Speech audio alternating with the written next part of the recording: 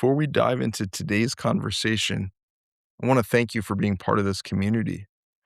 This show is a labor of love, but it's also a part of a larger mission at Horizontal Media to provide deep, nuanced perspectives on Jewish life and thought. If you find value in these conversations, please consider supporting our work at patreon.com/horizontal media. Your contributions allow us to keep producing content and sharing these stories. Lately, I've been increasingly inspired by the stories of what many are calling October 8th Jews. These are individuals who, in the wake of the horrific events of October 7th and the shocking surge of anti Israel sentiment that followed, have experienced a profound internal shift. They are becoming more connected to our people and more fiercely committed to Israel. This phenomenon is so significant that I am devoting more than one episode to exploring these journeys of return. One such person is today's guest, Chloe Loos, the Director of Arts and Culture at the Tucson Jewish Community Center. Chloe's path is a remarkable example of this shift. She grew up in Flagstaff, Arizona, where being Jewish was a cultural flavor rather than a practice. For years, Chloe lived as a free agent in secular and progressive spaces.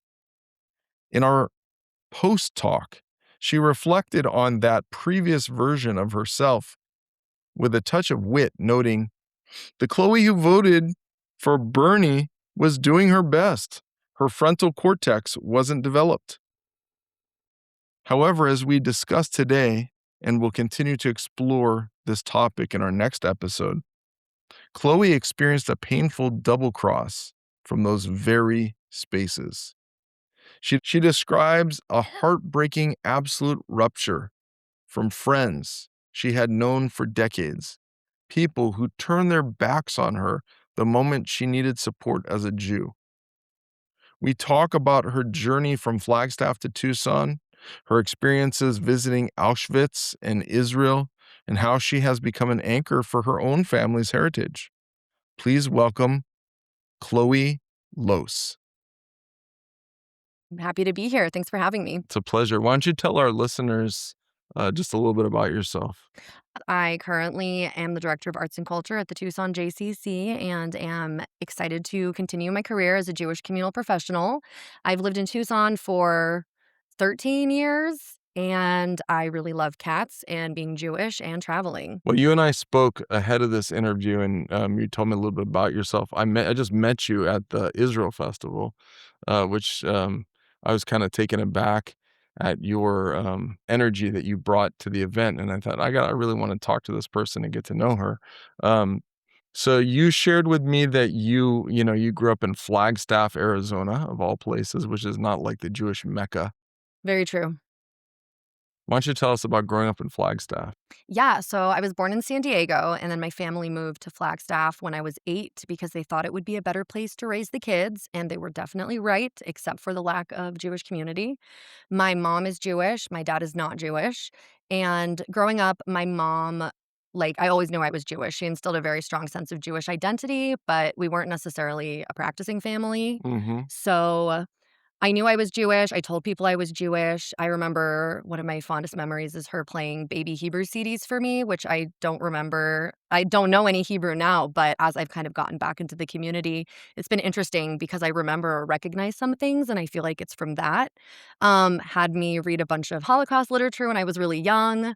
Um, did some of the more like, ooh, we have Rugrats Passover. We're going to watch an American Tale. So it was kind of surface level. Right. But I told people I was Jewish. But it was interesting because I was the only Jewish kid in my school, to my knowledge, as far as I'm aware.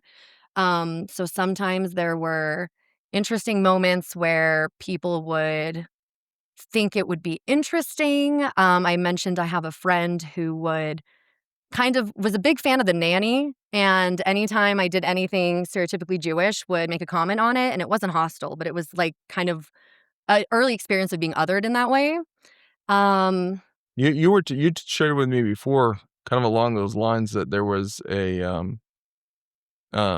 like an assignment that you had that had to do with Nazi propaganda in middle school? Yes, it was our middle school. I feel like every middle school in the US focuses really heavily on the Shoah and civil rights movement. And so when we had our Holocaust unit, the assignment was to look at and write a report on Nazi propaganda, like looking at posters and talking about what we saw.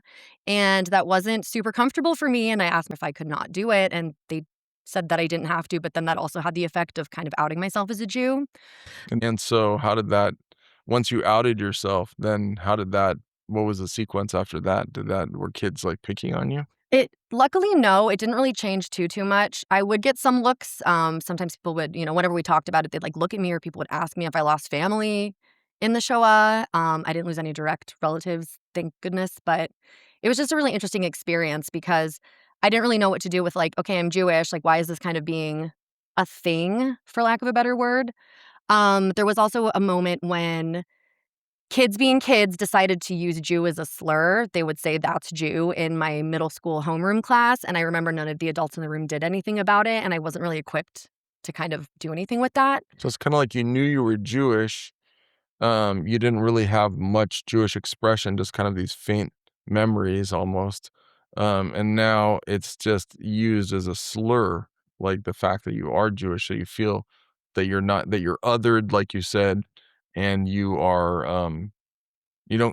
not quite sure how this is supposed to play out and what this I mean, you're like it's almost like you're all alone in that community.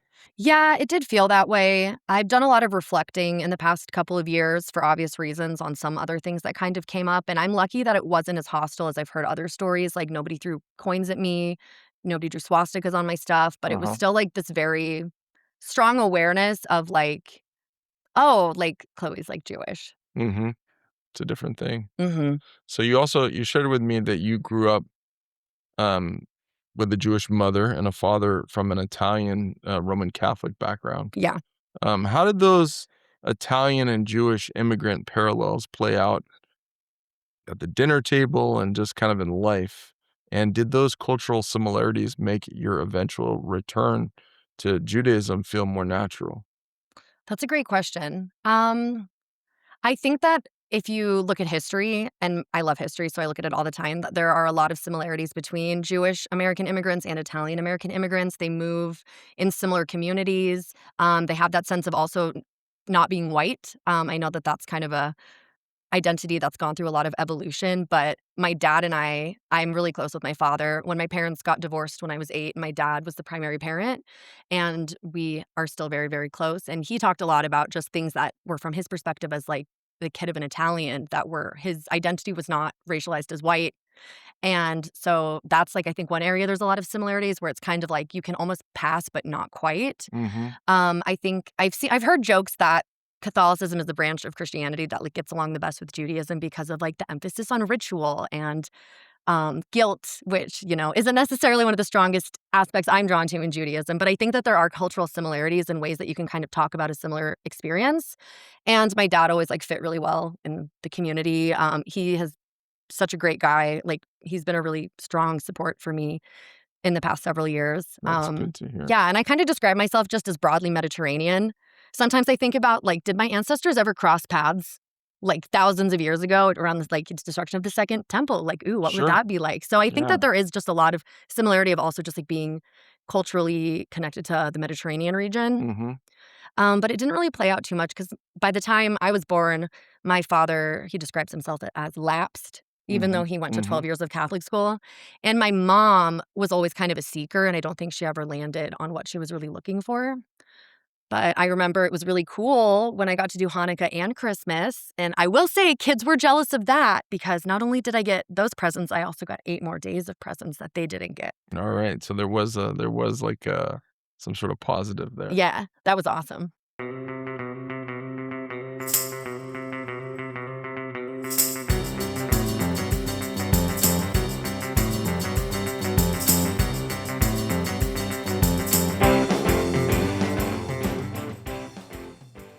You spent years in Flagstaff where Judaism wasn't very visible as you're talking about. How does that contrast with your life now in Tucson where you're a visible leader in the Jewish arts and culture? we all know what's happened over the past few years, but I have found so much power in being a proud, visible Jew. I'm very excited to be in a community with such a vibrant range of people. And I also really like operating at this nonprofit type intersection because I get to talk to people from every part of our community. And so I guess it's just different because there it was, I wasn't really sure how to handle it or how to express myself with my identity or my beliefs or anything. And I feel a lot more grounded in that now. That's good. You were speaking to me about the mourner's Kaddish. hmm You lost your mother, and you turned to the mourner's Kaddish on Zoom daily, I guess, after your mother passed, or Yes, my mom passed away in July of 2020, and this was peak COVID. And I remember searching, like, when she passed, that was very destabilizing. I didn't know what to do. And then I thought, wait, I have this tradition that is right there for me to use. And I don't even remember where I found it. I actually think one of my Jewish friends at the time sent it to me. And it was every day, I think Monday through Friday for months. And it was pretty broad open. You just jumped on, said it, jumped off. And I did that for 3 or 4 months as, like, my first step kind of dealing with this massive loss and figuring out how to honor her. And so I tell people a lot of times it's interesting because I really came back to the religious piece of Judaism or the spiritual aspect through grief, even though we're such a joyful practice. Mhm. And I think that also kind of has given me a little bit of awareness around the whole bitter and the sweet type thing because I came to it through something horrible and now it's like the bedrock of my life. Like everything I do in my life is like Jewish or Jewish adjacent. Is that different, that in terms of what you've experienced in secular or even progressive spaces? My mom passing was a major trauma. I think that the reaction I experienced from secular friends after October 7th was an even bigger trauma. That's huge. That is huge. Talk about that. I found out about what was happening on October 7th from a former friend who was someone who identifies as like a progressive, humans for all, very loving, etc.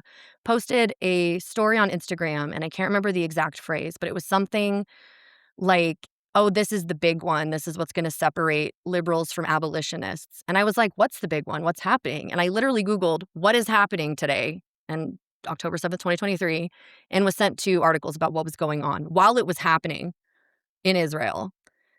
And that was really shocking to me. And I I'm a verbal processor. I like to talk about my feelings. I like to talk with people. And so I immediately was like, seeking anything, and I didn't have a Jewish community at this time. Going to college, I went to the University of Arizona. I wasn't affiliated with Hillel. I didn't go on birthright because for me at that time, Jewish was just part of my ethnicity and part of like my cultural historical background.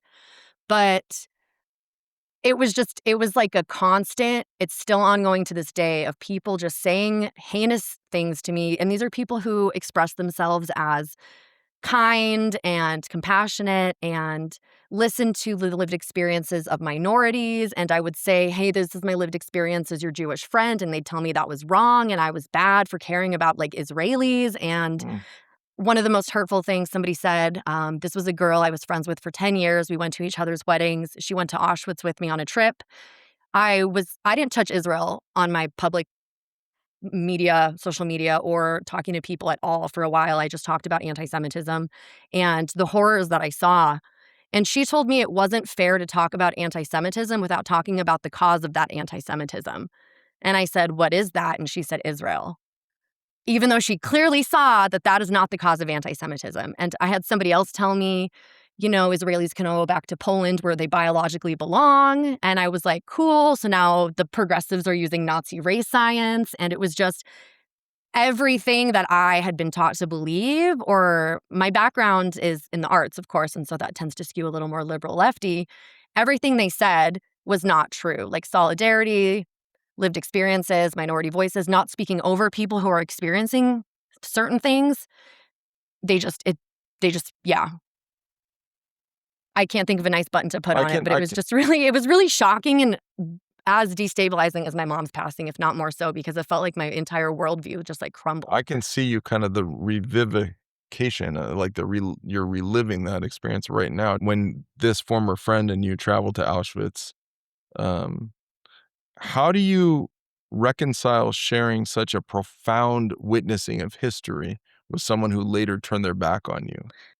I just like, were they even there? Did they even learn anything? Like, how could they not understand what we went through together and then just suddenly do the exact same thing that we saw? And I'm honestly still reconciling it because Doesn't make sense to you, it does it? doesn't make sense. It doesn't make sense, and I, like, noticed other things where it was like, people in my life knew why Judaism was important to me, which was my mom passing, and they still couldn't take, like, Chloe, their friend that they knew who went through this experience, and lift that up above, like, their disdain for a government that I have no power over. And that was really shocking because I really honestly didn't think too much about Israel until all of this happened. It was important to me as, like, in our liturgy and as our indigenous homeland and all those things, but after the experience I received, I've gotten way more pro-Israel because I understand now in my body and in my brain, like, why we need it, because I got ostracized from almost all of the spaces I was in. I lost friends left and right, people, like I said, I've known for decades or more. Another striking experience I had was a girl that I was friends with posted something. My policy is I don't share anything unless I can find 3 different sources that talk about it, and so I couldn't find a source for this. I asked her for it, and she went on this whole thing about how could I say that like, a ceasefire would be a cause for more violence, and I was like, "I never said that to you. I went through every correspondence we had, and there was no point at which I indicated that." That was the rhetoric at the time from the Israeli government, and I was like, "You are projecting this onto me as an individual person, and you are showing me that, like, you are unable to separate Jews out, and you're just, like, kind of seeing us as this one entity," which is kind of how anti-Semitism has functioned throughout thousands of years of history. And what was the response? She didn't respond, and then I responded a month later, and I was like, "Hi, I'd really like an explanation," and then she sent this. There's a trend right now with people in my age cohort about kind of weaponizing therapy language, and so she did that where it was "Well, I didn't take that very kindly, and let me sit with what I said," and Mhm. she couldn't own up to it, and that's what I've experienced is a lot of these people, I've confronted them, and they can't own up to it or they shut down, and it's so crazy because these are friends or people I considered close friends, people who've been in my house, people who've been with me through major life events, and the second that I needed the support that they claimed that they could give, they couldn't. Hmm. And so that's really why I've turned so much into the community because the ostracization I experienced from outside the Jewish community was truly unfathomable. Like, I didn't know that still existed. Yeah, and it like I said, it's still kind of happening to this day. Like, every so often, I'll, like, say something really Jewish or post something really Jewish, and I'll lose people. Wow. So you're still losing people. Yeah, I mostly cleaned things up pretty well, but there's still been a couple here or there. Wow. That's kinda like reliving the trauma there for sure. Yeah, I feel better equipped to deal with it now. I have a way stronger sense of identity and security and community. Mhm. So it's not It's as not as bad, bad. but the first year was really tough, and I was working in higher education at the time. Thankfully, I was remote, but and I was yeah, the department I was in had a lot of people who kind of got actually what was going on, but I did experience a lot of microaggressions from our DEI coordinator.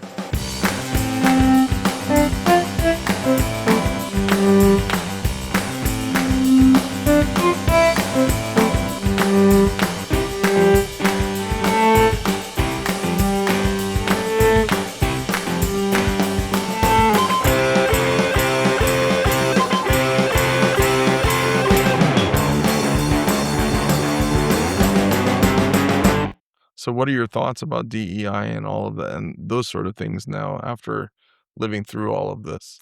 Yeah, so I definitely think that my stances have kind of tempered because I now understand what happens when you just use language that really tries to kind of drive people out. And I think there's been a lot of things that have happened that I haven't agreed with in the past with how kind of liberal left part. And it's again, I don't like speaking in binaries, but I am kind of using a left and a right binary because that's the political world that we live in. Right.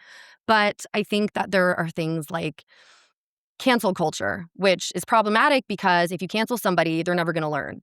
And I think we're kind of at this point where well, and again, I'm speaking for myself, where I'm seeing how shutting down conversation is not helpful. And so I do think DEI elements are still really important, but I think that we need to think about how we can have conversations without putting people in either you're with us or you're against us, you're here or you're there. Like, what is the middle ground that we can kind of have? Because I have intersecting identities.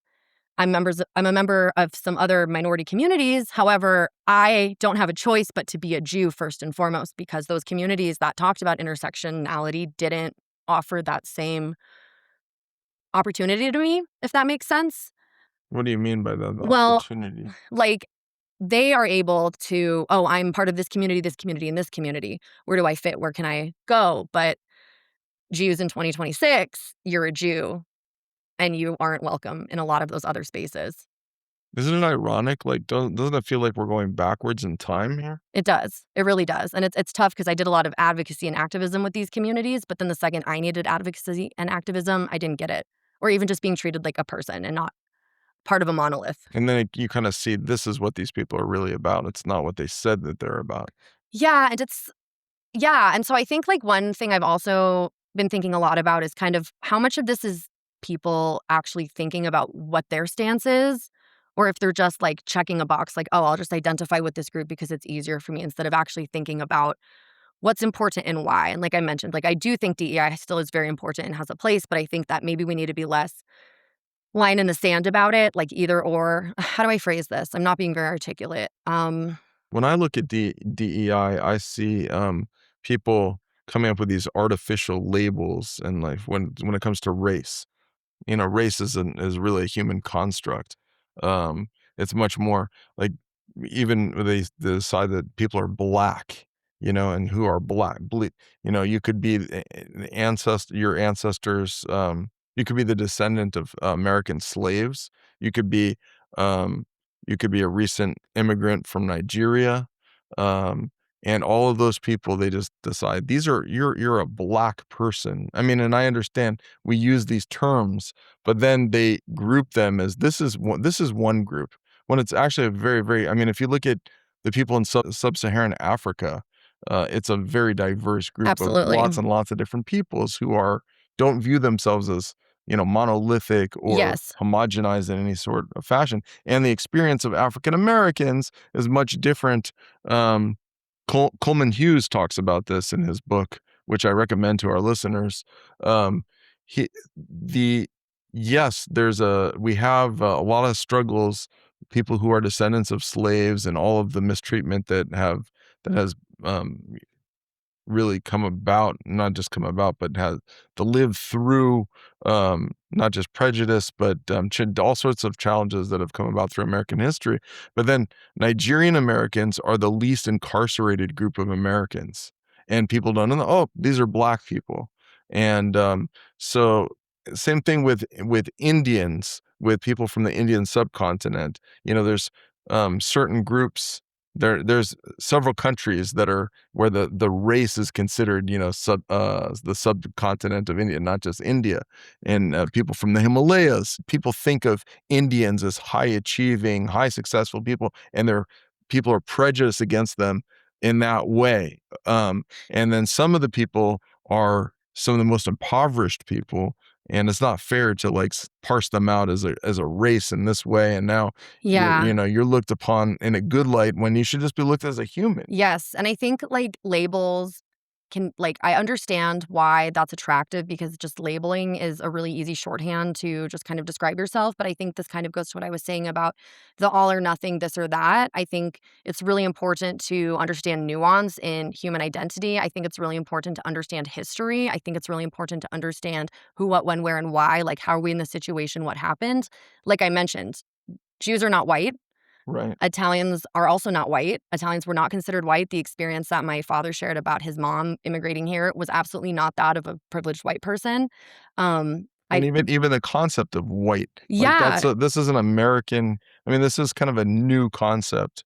yeah. Europeans didn't view themselves that way. They didn't view themselves as a homogenized Oh, group, yeah, obviously. Like, you're and talking about Italians versus people from Sweden. well, I mentioned I travel quite extensively. I have a lot of friends in Europe, and they still are very much, like, kind of, the country ethnic identity lines, like, that's still very strong, and there is a lot of, like, racism against, from Western Europeans to Eastern Europeans, Right. but and I honestly think the emphasis on that is a very, like, American-centric point of view, and so one of my massive pet peeves is when people try to, like, conflate American politics onto the conflict in the Middle East because they're just taking this thing that was kind of developed in a very specific context and trying to apply it to the world when it's not how it works. I wanna kinda switch gears because you talked about something very fascinating. You've mentioned that your journey has inspired your grandmothers to wear Stars of David, Mhm. or get more involved. How does it feel to be the anchor pulling previous generations kind of in real time, back toward their heritage? It feels amazing. It has been wonderful. My mom's mom is still with us, and then I have you ready for this? My ex-step grandma, but she's still here, and both of them are Jewish. My mom's mom lives in Vegas. My ex-step grandma lives here. She grew up in New York in like a conservative community, but both of them have told me how my connections and the way that I'm like re-engaging with Judaism has been an inspiration to them. Like, I bought them both Stars of David when I went to Israel, and they both wear them. I just spoke to my mom's mom last night, actually, and she was telling me how proud my bubby and papa would be Oh, and wow. how she really wants to kind of try to reconnect to it. And it's interesting because I think a lot of this is kind of a de-assimilation where I did come from a relatively assimilated American Jewish background, but now I'm really like I honestly am dedicating my life to my community and Jewish peoplehood. And yeah, I think that feels really amazing because it's, why did Jews assimilate? Because we weren't safe to be Jewish. And even though right now it's still not safe, I feel lucky that I am in a position where like things are okay. Sometimes I am worried when I go to work at the JCC because people are Really? just, Oh, I you mean just, like, on your way, you mean, or yeah, outside the like, JCC? of course, when we met at our Israel Day, we had our friendly neighborhood protesters across the street when, Right, they also don't have a clue what they're talking about or protesting. So right. it's really been amazing. And my husband and I have been together for it'll be 13 years in December. He's not Jewish, and he has also been such an ally. He has no problems. He actually thinks it's really cool. He gets upset if I don't call him for Shabbat candles because he knows it's so important to me and he wants to be there for things that are important to me as well. So it's been really meaningful, and I am excited that my grandmas are kind of reconnecting to this piece.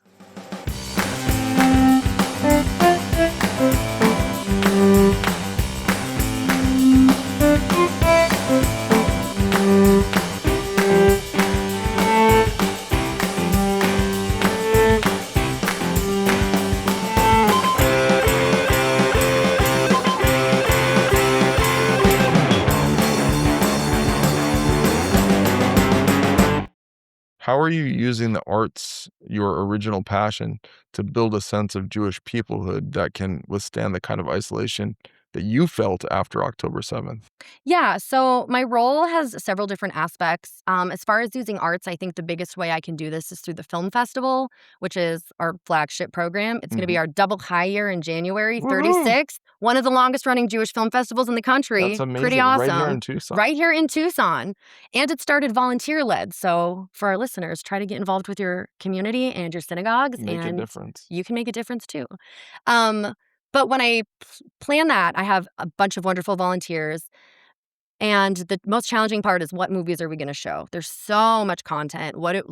It's not just what movies do we like, it's really about kind of trying to portray a vibrant mosaic of Jewish life, experience, culture, all the different ways that you can be Jewish. Mhm. And one thing that's really important to me is find those really interesting stories. As I've learned more about Jewish people, I'm just blown away by how diverse the community is and how we're Right, all part of the same tribe. And it's also, coming from a liberal background, I'm like, isn't this is what we're talking about, is like all these right. diverse people functioning. No, not when we're talking about Jews. Not when we're That talking about doesn't count. Jews. We Yeah, don't nope. count. So I really try to think about what is interesting, what might not be known, also making sure people can see themselves represented and reflected. I think a lot about kind of what are the needs of the community. I don't ever want anyone to feel the way that I felt, and that's really why I've used kind of Jewish peoplehood as my like guiding star. I do a lot of engagement with young adults or people new to Tucson who are like, how do I get connected to the community? And everyone knows to send them to me, and I will get them plugged in wherever I can because like we are a pretty good-sized community, but I also think we do a really good job about working with each other and talking to each other, and so it's just really important to me to figure out where I can plug folks in, and then use art as a way to expand your idea of what Jewish is or validate your Jewish life. Right now, there's a show in the art gallery, it closes next week, I think, about fire as a creative force, and so I had some stuff about, like, when has fire been used in the Torah? Like, where are, like, ways we can do Mm, Jewish education while also enjoying art? Because the JCC is for everybody, but I try to use more, like, Jewish framing to kind of show that you can connect Torah to everything. That's beautiful. That's really beautiful. Thanks, Rabbi. So, you've described yourself as a free agent in the synagogue world. Mhm. What are you looking for in a community now that you're planning for a family? What is the barrier that you're most interested in breaking down for others like you? That's a really interesting question, and I do think about this a lot as a member of the young adult community because I recently actually read an article that was kind of talking about how Jewish life is kind of set up for the most part to follow a very specific life script. Like you get married or you go to summer camp and then you go to Israel and then you get married and then you have 2.5 kids and then they go to Jewish preschool and then they go to Jewish day school and all these things. And so figuring out where those people who might fall through the cracks are and figuring out how to engage them with things. And again, art and culture is a super easy way to do that because who doesn't like movies? Nobody I know. Who doesn't like dance? Who doesn't like culinary arts? We love all those things. And so for me, it's important to like, for me, synagogue life is tough because I don't love going to services. Like I told you, I'm really into tech study and, like, I should find somewhere that I can go have a chavruta. That totally makes sense for Mhm, me. mhm, But I think that sometimes there's, like, financial barriers. I think sometimes that there's just, like, what is this synagogue offering that I can't get elsewhere? What is this offering that I need? mhm. Um, and thinking about how so many people are following different life paths or life scripts where things might not happen when you expect them to, and trying to figure out how to kind of work around that is something that I kind of try to keep in mind. I don't know if that makes sense. Yeah, that's a lot to think about, and there's a lot of barriers, unfortunately. We talked about the barriers from the outside, but we have our own barriers, unfortunately, that we've created. You told me that you feel that your avodah, your work, your service is now within the Jewish community, and you've really kinda shared that with our listeners. If you could go back to the 22-year-old Chloe in Krakow, what would you tell her about the Jewish soul she was about to rediscover? That's a really good question.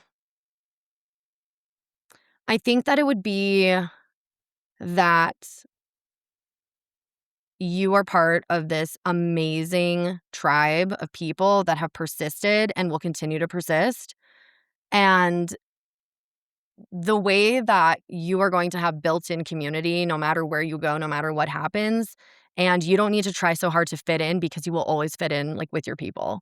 And even, sometimes you might have to do some searching to find out where that is. Again, as a free agent, I'm not totally sure where I fit right there, but I know that if I need anything, I can call one of my Jewish friends and they will have my back.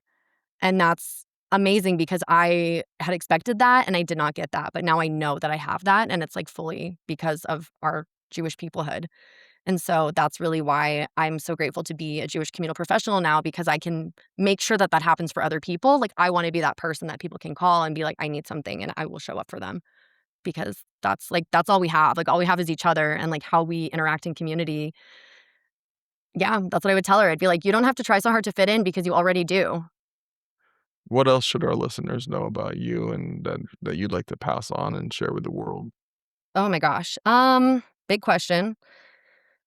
I think that there are so many different ways of being Jewish, and there's so many ways to understand Jewishness as a people, historically, culturally, that if you're still kind of searching for what makes sense for you, like, keep searching. Like, you will find it. There are thousands and thousands of years of this.